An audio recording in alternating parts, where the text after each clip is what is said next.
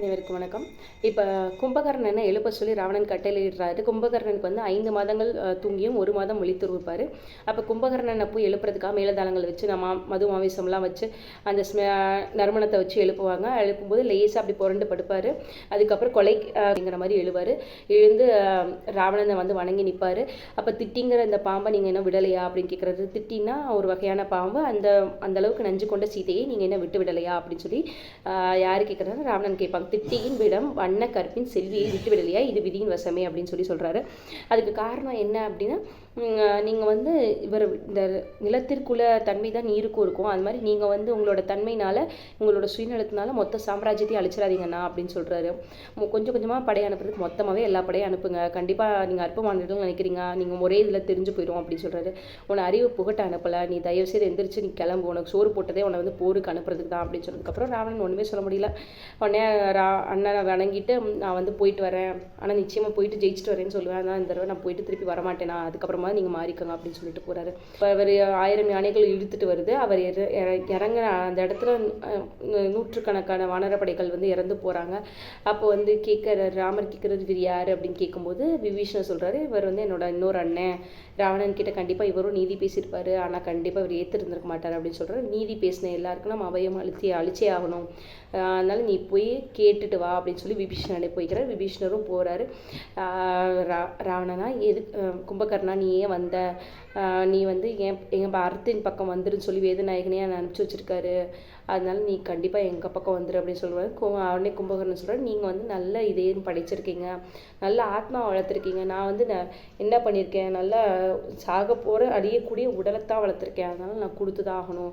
சரஸ்வதி தேவிக்கு நித்தியத்துவம் வேணும் கேட்க தான் தவம் இருந்தேன், ஆனால் நித்திரத்துவம்னு கேட்டுட்டேன். அதனால 5 மாதம் தூங்கியும் 1 மாதம் முழிச்சு இருந்தேன். அது எல்லாத்துக்கும் ராவணன் வந்து எனக்கு பாதுகாப்பு கொடுத்துருக்காரு, நல்லா சாப்பாடு கொடுத்துருக்காரு. அவர்கிட்ட வாங்கின பிச்சைக்காகவாது நான் என்னோட உயிரை நான் விடுறேன் அப்படின்னு சொல்லிடுறாரு. அப்போ சுக்ரீவன் அந்த பிடிச்சி இழுத்து கையில் பிடிச்சி அந்த போரில் வந்து இழுக்கும்போது என்ன பண்ணுறாருன்னா, ராமர் வந்து கும்பகர்ணனோட மூக்கை தொலைக்கிற மாதிரி அம்பு எய்துவார், பானம் எய்துவார். கும்பகர்ணன் அந்த இடத்துல இறந்து போயிடுறாரு. அதுக்கப்புறம் பார்த்திங்கன்னா நிறைய ராவணனோட பிள்ளைங்கள் நிறைய பேர் இறந்து போவாங்க. அதிகாயன், பராந்தகன், போர்மதன், பயமத்தன், இடும்பன், கும்பன், நிக்கும்பன், மகோதரன், திரிசரசு அப்படிங்கிற மாதிரி பல பேர் வந்து இறந்து போயிடுவாங்க. அதுக்கப்புறம் இந்திரஜித் சொல்வார், கண்டிப்பாக இவங்க வந்து அற்ப மானிடர்கள், இவங்க வந்து நம்ம ஜெயிக்கிறது ரொம்ப கஷ்டம் அப்படின்னு சொல்கிறாங்க.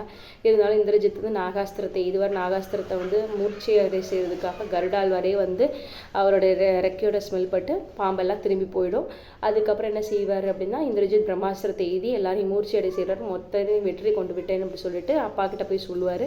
அப்போ ஜெயிச்சிட்டோங்கிற ஒரு மதப்பில் இருப்பாங்க. அப்போ என்ன செய்வாங்கன்னா, ஜாம்பவான் பாதி மயக்கத்தில் இருந்துச்சு ரிஷி கைலாய பர்வதத்தில் போய் சஞ்சீவினி எடுத்துகிட்டு வாங்கன்னு அனுமன்ட்ட சொல்லுவாங்க. போய் சஞ்சீவினி பர்வதத்தையே பேய்த்து எடுத்துகிட்டு வருவார் அனுமன். அதுக்கப்புறம் அவர் சஞ்சீவினியை வித்தையை கொடுத்து எல்லாரையுமே எழுப்புவாங்க. எழுப்புனதுக்கப்புறம் மறுபடியும் போர் நடக்கும்போது இந்திரஜித்துக்கு தெரிஞ்சு போயிடும், நம்ம கண்டிப்பாக இறந்து போயிடுவோம்னு சொல்லிட்டு. என்னோட இறப்புக்கு அப்புறமாவது தயவு செய்துப்பா நீங்கள் புரிஞ்சுக்கோங்க, இதுக்கப்புறமாவது விட்டுருங்க, மிச்சம் இருக்க சாம்ராஜ்யத்தையாவது காப்பாற்றிக்கலாம் அப்படின்னு சொல்லி இந்திரஜித் சொல்லுவார்.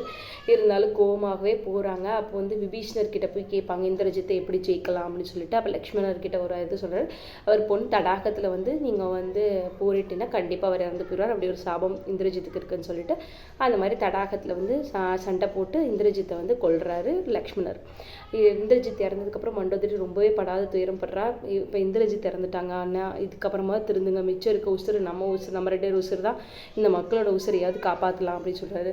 அப்பயும் என்ன பண்ணுறாருன்னா, ராவணன் கேட்க மாட்டார். அவர் போருக்கு வருவார்.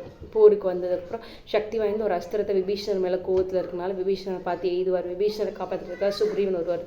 சுக்ரீவன் காப்பாற்றுறதுக்காக லக்ஷ்மணர் வருவார். அப்போ லக்ஷ்மணர் அதை தாங்கி பிடிச்சி அவர் மூச்சு அடைகிறாரு. அப்போ ராமர் லக்ஷ்மணரை பார்த்து ராமர் வந்து சஞ்சீவனியை கொடுத்து மறுபடியும் எழுப்பும்போது மறுபடியும் தசரதனே எழுந்து நின்ற மாதிரி அவருக்கு அவ்வளோ ஒரு சந்தோஷத்தில் இருப்பார் ராமன். கண்டிப்பாக ராவணனை ஜெயிக்கணுங்கிற கோவத்தில் இருப்பார். அப்போ வந்து ராவணன் வருவார். என்ன பண்ணுவார் அப்படின்னா, 2 பேருக்கும் நேருக்கு நேர் ராமரோட போரிடுவார். ராமரை வந்து பயப்படாமல் ராவணன் எதிர்த்து நிற்பார். அப்போ என்ன செய்வார் அப்படின்னா, ராவணன் வந்து வரிசையாக சக்தி வாய்ந்த பானமாக தொடுத்துட்டு இருப்பார். அப்போ ராமர் வந்து ஒரே பிரம்மாஸ்திரத்தை எய்துவார். நான் வந்து இத்தனை நாள் நான் ஏகபத்தினி விரதனாக இருந்தது உண்மை அப்படின்னா இந்த பிரம்மாஸ்திரம் போய் ராவணனை துளைக்கட்டும் சொல்லி விட்டுறாரு. அவர் எய்தது ஒரே ஒரு பிரம்மாஸ்திரம் தான், ஆனால் அது வந்து கிட்டத்தட்ட 31 அம்புகளாக பிரியும்.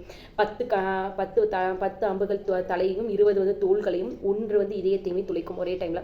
அப்போ வந்து அந்த துளைக்கிறதுக்கு முன்னாடி பாஞ்சஜன்யம்ங்கிற சங்கு முழங்கும். அவரோட மொத்த விஸ்வரூபமும் ராமனோட விஸ்வரூபமும் தெரியும். ஸ்ரீமநாராயண சங்கு சக்கரம் தூள் கதை அப்புறம் தாமரை இது எல்லாமே வச்சிருப்பாரு. இதை பார்த்ததுமே நம்ம வந்து அந்த திருமாலையே போருக்கு அழைச்சிருக்கோம் அப்படி சொல்லி ராவணனுக்கு புரியும். ராவணன் இறந்து போகிறதுக்கு அப்போ கூட லக்ஷ்மணன் நினச்சி அவர்கிட்ட போய் போர்க்கலையை கற்றுக்கிட்டு வாங்க அப்படின்னு சொல்லி ராமர் கூட சொல்லுவார். அப்போ மண்டோதரி படாத துயரம் பெற்று அழுது ஆர்ப்பரிப்பாள். ஆனால் மண்டோதரி வந்து மிகவும் பத்தினி, சீதைக்கு இணையானவள். அப்புறம் என்னன்னா ராவணன் இறக்கும்போது மண்டோதரியும் சேர்ந்து இறந்து போகிறாங்க. இப்போ வாலி இறக்கும்போது அவங்க மனைவி இறக்கவில்லை. ஆனாலும் இப்போ ராவணன் இறக்கும்போது இறந்துட்டாங்க அப்படிங்கிறது எவ்வளோ பெரிய பதிவிரதையாக இருந்தால் அப்படி இறந்திருக்க முடியும். தன் குழந்தைகளையும் எல்லாம் இழந்து கணவரையும் இழந்து மண்டோதரி உயிர் துறக்கிறாள். இப்போ ராவணனோட வேறு சுயநலத்திற்காக மொத்த சாம்ராஜ்யத்தையும் அழிக்கிறாங்க. அதுக்கப்புறம் ராமர் வந்து விபீஷணருக்கு பட்டாபிஷேகம் பண்ணி வச்சு நல்லபடியாக இலங்கையை விட்டு விலகுகிறார் ராமர்.